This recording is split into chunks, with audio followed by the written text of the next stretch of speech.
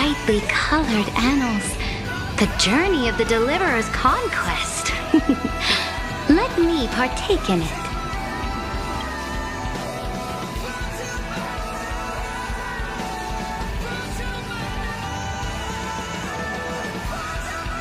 Is this a fortress in the sky? This is the first step of my friend's journey among the starry seas. This place is called the Herta Space Station. Just think of it as a supersized grove of Epiphany. Oh, so it's the territory of that witch. She and another Antikytherian lent me a helping hand back at the banquet. Look, over there. Looks like she's talking to Madame Herta in this memory. Let's go listen to what she thinks about this world. All constructed. Are you telling me that woman is Herta? She's... Pretty nice space station, huh? But just wait. After a couple more stops on the Astro Express, you'll see sights that'll make this place look ordinary. Oh, the cosmos is so vast that the unknowns far outnumber the knowns. But none of them will end up being anything amazing. The farther you go, the more you'll understand what I mean. So do your best with the nameless. Break a leg! And remember to send an update or two to Asta when you've got some downtime. She certainly shares my way of thinking. Only that instead of a conquest through blood and fire, they chose a gentler path. People call Madame Herta and Mr. Screwlum geniuses. Apparently, only the smartest people in the cosmos can receive the blessings of Nous, Amphorius' true creator. Do you mean that even individuals of such nobility are merely subordinates to a god? On the contrary, after all, it was the very first of them who created the god. But I don't really know all the details about that. You might be able to ask Madame Herta herself when you get the chance. Let's go check out some other worlds next, shall we?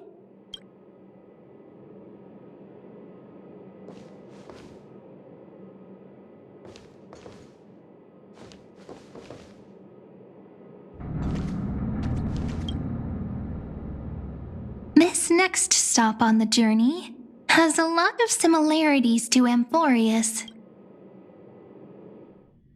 I want you to show me your fantasy. No past and no future. That's what I need. A snow-covered land? Interesting. This star is named Eurylo 6. That name sounds so cold. Belobog sounds better. The girl we see here holds a similar station to you, Imperator. She's the supreme guardian of this world. A leader who took up the mantle of government during a disaster. I did not expect the Empress of this world to be so young. Well, your appearance isn't much older. The object in the distance resembles Nikador. Is it a weapon? It's all thanks to you that we survived the crisis. The collaboration with the IPC is both an opportunity and a challenge. Nonetheless, it's an important step in our journey back into the universe. This world was sealed beneath its sky just like Amphorius was, and they only managed to reconnect with the stars when the Nameless arrived. That IPC she spoke of, is it a more powerful organization? Yes, the IPC conquered many worlds through trade, and opened up a vast territory that way. There are many such powerful alliances beyond Amphorius, and they all walk on roads different from the destruction. Coming back to the Supreme Guardian and her Belobog, didn't they find a peaceful way to enter the interstellar community? That cannot be true. That IPC would never have grown so big on trade alone. It may pretend to be a wealthy merchant with clean hands, but I am willing to bet that it grew fat on gory oppression and bloodshed. Its path of conquest must have had no mercy for the weak and would have destroyed them if needed. Are you telling me that this snowland never thought about tossing its dignity to the wind and kneeling to the IPC? I will not believe it. I will never allow the Imperator's empire to be sullied by others. Amphorius must become a power so strong that no interstellar foreigner would dare to look down upon us. Imperator, Belobog isn't as weak as you imagine. Listen. I indeed hesitated. But now I understand what we must do. Belobog must learn how to walk on her own until she no longer needs the support of others and can stand on her 2 feet among the stars, even if I may not live to see it. I believe such a day will surely come. They still have their dignity intact. One day, that hope will melt through the ice and help them into a prosperous tomorrow. But the order of the cosmos is already set in stone. The old laws decree that only the strong survive, binding the weak in an unbroken chain, until they wither and turn to dust. Unless they embrace the power of the destruction. Amphorius must shatter the old law and become the new order among the stars. Speaking of the order, another one of my friend's companions may be able to enlighten you further on that. Let's go to the next page.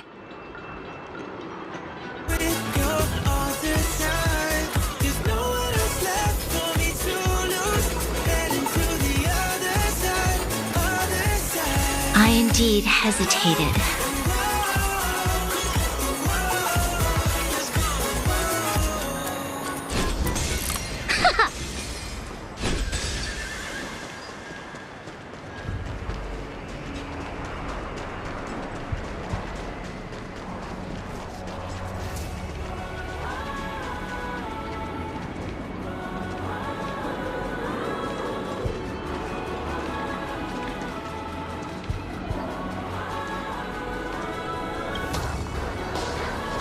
This next world is a nation of dreams. The first time I heard about that place, I didn't even know what to think.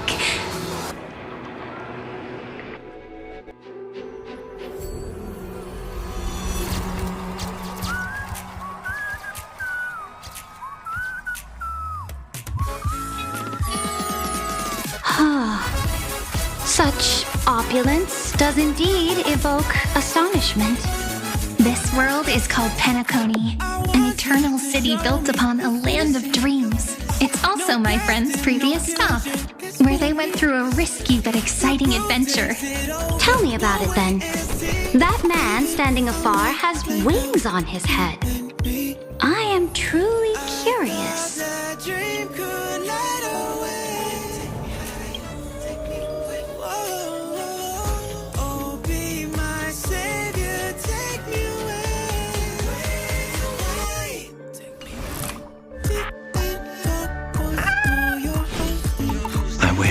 To gaze upon the views of the Reverie Hotel one more time.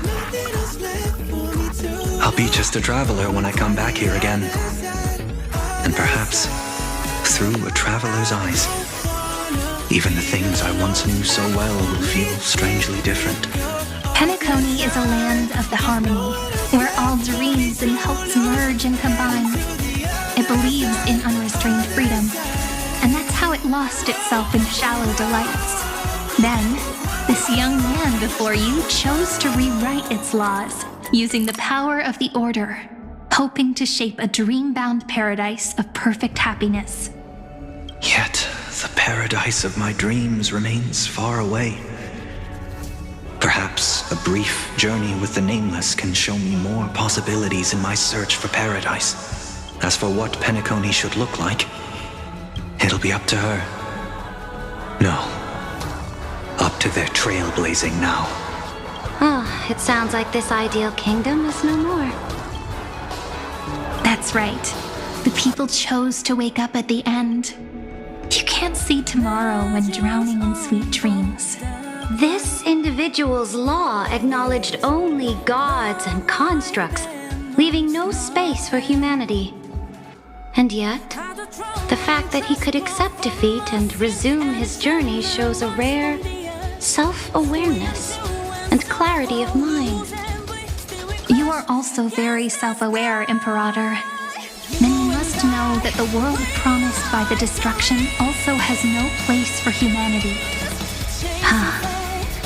I am indeed very aware of Lycurgus's honeyed words of deceit. I have seen enough. Take me back.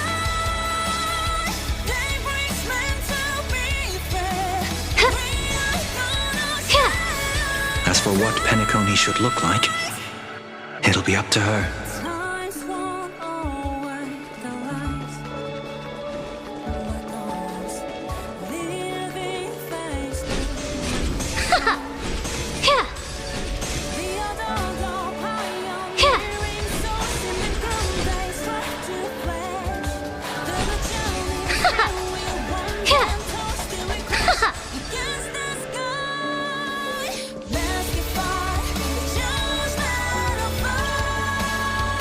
Then let's wrap up this trip down memory lane with one last scene.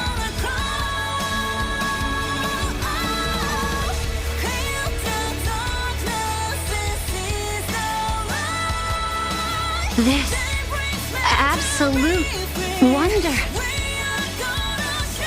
Isn't it pretty? That's our Amphorius. Our world flows and meanders in this endless band of light.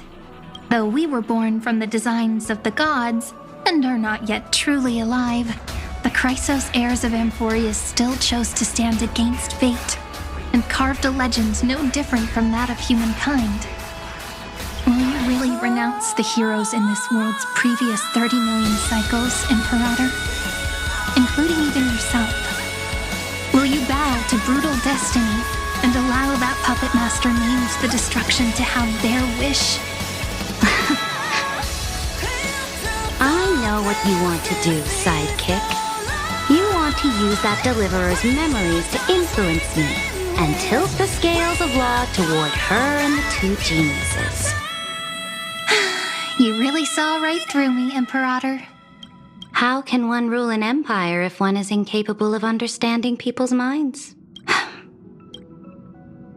I have decided on Law's final destination.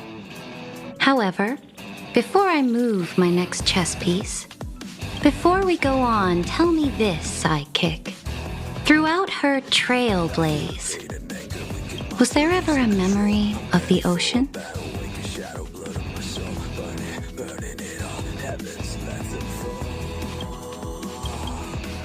The ocean. My cradle. My home. You shall complete your conquest in the ocean at the boundaries of this world, and eternally slumber in the sound of tides. You shall eternally slumber in the sound of tides, and complete your conquest in the ocean at the boundaries of this world. Our prophecies aligned as flawlessly as a sea snake circling upon itself. An elegant loop, like a joyful hymn, like the circulating ocean current, like our two fates, like Amphorius itself.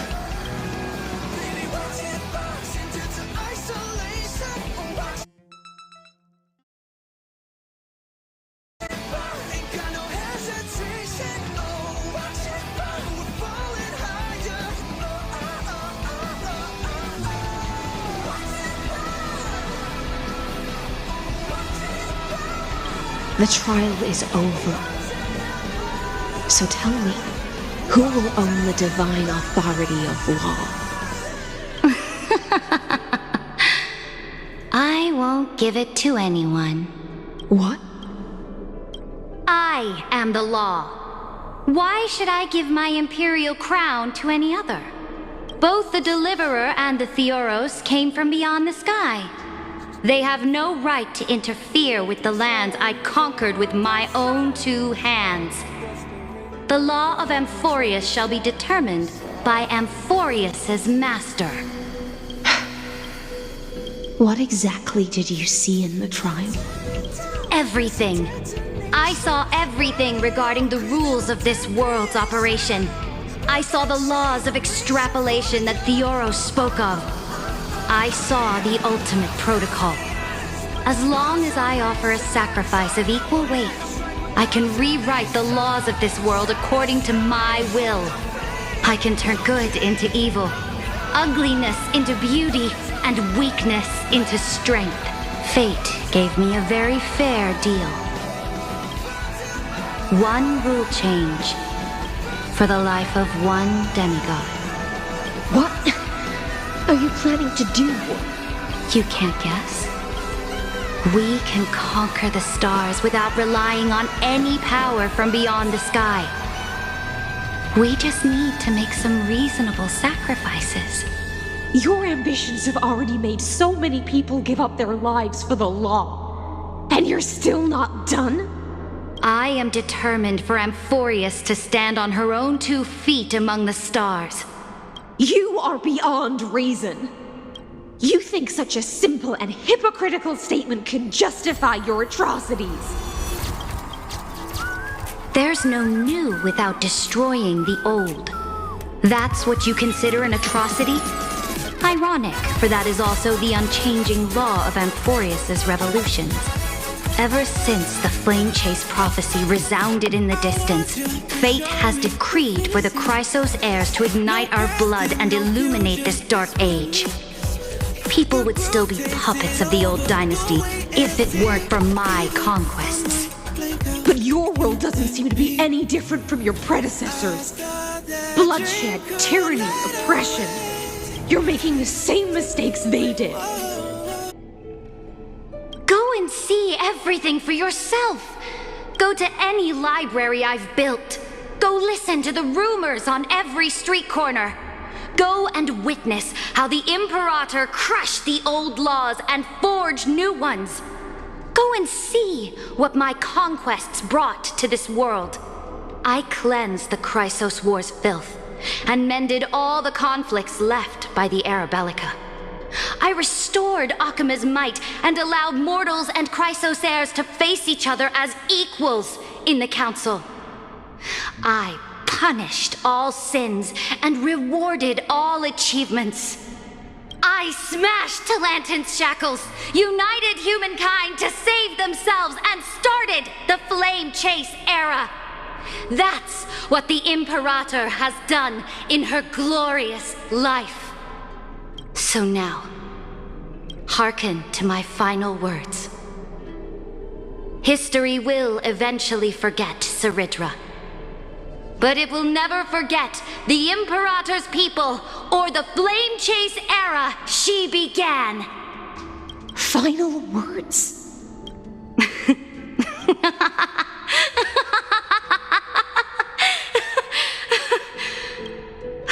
Amphorius is about to be destroyed. There's no time left for pointless debates. There is only one law I want to overturn to aid the final battle of deliverance. So I will only offer the life of one demigod. In the name of the Imperator, I command you one last time, Electra. Either sacrifice yourself for conquest, or pierce this tyrant's chest with your sword. Thus, the Imperator concluded her final speech. At the end of her life, at the last moment before she stepped onto the altar, she gave her most loyal subject the choice to decide fate, just as she promised her compatriots before her very first campaign. My blood flows in you now. Heroic compatriots, follow me, and we'll seize fate's reigns! The Imperator bowed. Some say that the Dux Gladiorum turned traitor and killed her liege. Some say that she imprisoned the tyrant in a shallow pond of water, then left. Which meant the Imperator had to kill herself to rewrite the law. There are countless stories about her death. All we can be sure of is when the knight left the vortex, the Imperator was still mumbling about their past conquests together, the beginning and the end of her existence. Imperator, wait! How could someone of your status come to the front lines? Let me be the flag bearer. The troops defending the pass to the west of the grove. Have they surrendered? They ran as quickly as they could when they heard your name. The Golden Cocoon Pass is now in the First Legion's hands. Good. What about the Delosian militia? The 3rd Legion set fire to the mountains and flattened everything west of the basin. They just need a few more days. That is enough. We cannot afford to miss an opportunity for victory. Lastly, how many Laydonian cannons are left? They are no more. The 2nd and 4th Legions have destroyed them all. Very good. They now have no way out, no reinforcements, and no artillery support. We will be able to liberate the Grove of Epiphany in the blink of an eye. We will launch the final charge 1 quint after the curtain fall hour tomorrow. Remember, as long as the Alliance's flag still flies on my shoulders, you must keep moving forward. Take no prisoners among the enemy's soldiers. All sages who resist are to be captured and tried according to martial law. And do not destroy any books. Now go! Notify the entire army. Understood. Those who are resolved to die, we salute you. Reporting in.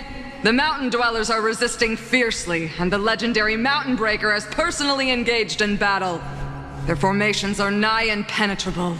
Then cease our frontal assault. Send scouts to all legions and tell them to retreat into the Tritos Plains before the parting hour. What? Are you planning to surrender? It's a strategic change of plans. The seismic walking dragon is enough for that battlefield. Walking dragon? You mean that stupid beast, Teravox? What can they even do? Stupid? No. They are the wisest of all of Georgios' creations. Only they can perceive the currents of time. Let them deal with their earthly brethren.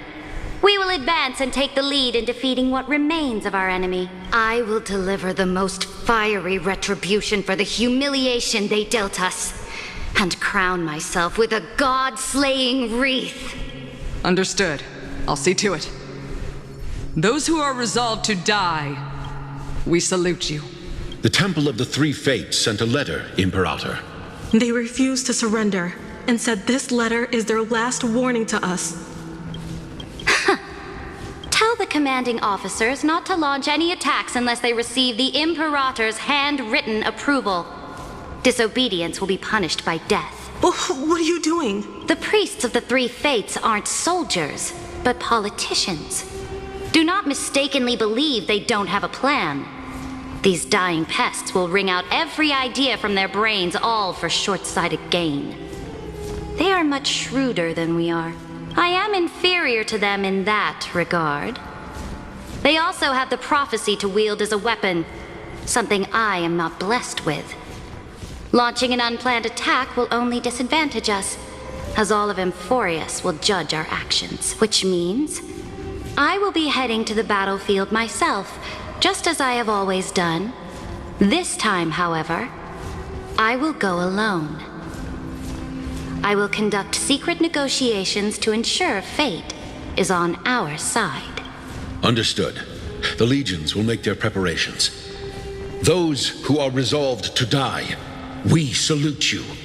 Why are we not allowed to march out with the army, Imperator? This will be a long voyage with no return. Those of you who bear the prophecy cannot come with me. Why are you personally leading this battle if it's doomed to fail? The Flame Chase journey cannot be without a leader. That is correct. The Empire will be without a head when the Imperator falls. But remember, as long as you seize the right opportunities, even a chaotic game will remain winnable. My departure will create a long staircase for you. You will understand what I mean when news of my death reaches your ears. Cerydra, is our journey about to be over? Destroy the old laws and forge new ones. My conquest has reached its limits within the borders of Amphorius. Since the prophecy already decreed that the Imperator would never conquer the stars as she wished, I will bow out here and try no more. More Chrysosaurs bearing divine authority will be born, and many more heroes will arise. Will they demand peace or war? Will they resist tyranny or become the next Imperator? I do not care. The children of the future will decide for themselves. Do not mourn for me. Anyone can kill the Imperator, but the only one who can truly destroy her is Cerydra. At the end, I faithfully recorded the most important battles in the Imperator's life. Her conquest was about to be completed at this point in the story. However, for some reason, a memory suddenly entered my mind just as I was about to put down my pen. It was a journey on a fantastical train. I had the honor of having a heart-to-heart conversation with the Imperator under the stars, and I asked her this question at the end of that discussion. How do you want history to remember you? As a hero who gave up her life for the flame chase? Or as a tyrant? She answered so quickly, as if she had made up her mind long ago. I would rather be forgotten than be defined.